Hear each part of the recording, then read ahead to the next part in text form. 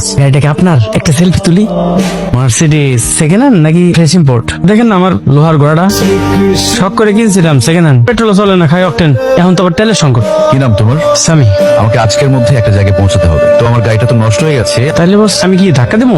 ও এটা তো পোস্টার। তোমার ওই লোহার ঘোড়াটা আমাকে দাও, তার বদলে এই গাড়িটা তুমি নিয়ে নাও। মানে মজা করতেছেন না? নাকি সিরিয়াস সত্যি? কিন্তু বস আপনার এই নষ্ট গাড়িটা তো আমি নিবো। রাস্তায় যদি আমার পুলিশ আটকায় আপনি কি আমার বাঁচাইবেন? আপনাকে যে লোকেশনটা সেন্ড করেছি সেখানে সামি নামের একটা ছেলে আছে। গাড়িটা রিপেয়ার করে সামিকে দিয়ে দিবে, পেপারস ওর নামে হবে। গাড়িটা আজকে থেকে ওর। স্যার কি বলেন? কথা বলো। আপনার তো কপাল খুলে গেছে, একটা দিয়ে দাঁড়ান। থ্যাংক ইউ ভাইয়া। এই নাও। আচ্ছা বস একটা কথা জিজ্ঞেস করি, আপনি যেখানে যাচ্ছেন সেই জায়গার মূল্য কি আপনার গাড়ির চেয়েও বেশি? কি আছে সেই জায়গায়? ভালোবাসা। মাহিরা জি স্যার। চলুন কফি খেয়ে আসি। স্যার হাতে এখন অনেক কাজ বাকি। কাজ পরে করে যাবে, আসে। রায়ান, আমি কিন্তু শুধু তোমার বাবা না, তোমার লাইফ কোচও। কি হয়েছে তোমার? মাহিরা চলে গেছে তাই না? তুমি জানো 25 বছর ধরে আমি এই অফিসটা চালাই। কে কাকে কফি খাওয়ায় সব আপডেট কিন্তু আমি পাই। তোমার হোয়াটসঅ্যাপে মাহিরার ঠিকানা দিয়ে দিয়েছি, গ্রাম, পোস্ট অফিস, থানা, ফুল ডিটেলস। গুগল ম্যাপেও মিলবে না তো পরিষ্কার। কি করবো এটা দিয়ে?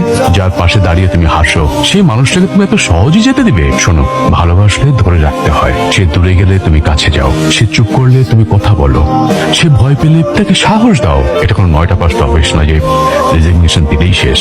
বাবা আমি কি তাহলে যাবো? তুমি বলছো? অফকোর্স মাই সান।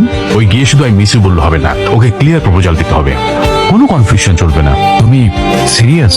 একদম। জানো আমি তোমার বয়সে তোমার মায়ের বাসার সামনে 3 দিন দাঁড়িয়েছিলাম। একদিন তো সারাদিন বৃষ্টিতে ভিজেছি, তখন তো জিপিআর ছিল না, শুধু গার্ড ছিল, সাহস। তারপর? আমাকে বৃষ্টিতে ভিজতে দেখে তোমার মা আমার প্রেমে পড়েছিল। ইমোশনাল রেইন ইফেক্ট বলে কথা। এই মন মরা ফেস নিয়ে গেলে কিন্তু হবে না। এটা কিন্তু ওকে হিরো না, ডিসিশন নিয়ে হিরোকে পছন্দ করে। থ্যাংক ইউ বাবা।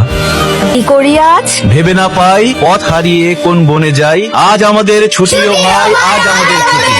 আজ তোমাদের সত্যিই ছুটি। আপনি এখানে এসেছেন কি মনে করে? তার আগে বলেন আপনি চাকরি কেন ছেড়েছেন? কেন লেটার পাননি? পেয়েছি। আপনি তো রুলস ব্রেক করেছেন। চাকরি ছাড়তে হলে রিজাইন লেটার দিতে হয়, ইমোশনাল চিঠি না। ঠিক আছে আপনি এখানে দাঁড়ান, আমি কাগজ কলম নিয়ে আসছি। আপনাকে একটা প্রপার রিজাইন লেটার দিয়ে দিচ্ছি। এরপর আপনি আপনার হাইওয়েতে, আমি আমার এই বটতলায়। ব্যাস। আমি জানি আপনি কেন পালিয়েছেন।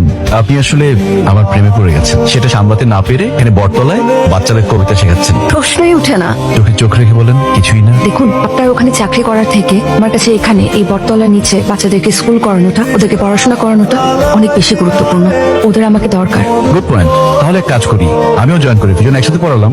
আমি কিন্তু টিউশনিতে উস্তাদ, বিশেষ করে যারা ব্যাক বেঞ্চার তাদের উপর পিএইচডি করা আছে। দেখুন রাজ স্যার, এটা আপনার গুলশান বনানি না, এটা গ্রাম। এখানে ছেলে মেয়ে একসাথে ঘুরলে ড্রোন লাগে না, হাজারটা চোখ তাদের উপর নজর রাখে। অফিসে যে টক্সিক গসিপ হতো এখানে সেটা মেম্বার মাতব্বর পর্যন্ত করাবে। আপনি দয়া করে এখান থেকে চলে যান।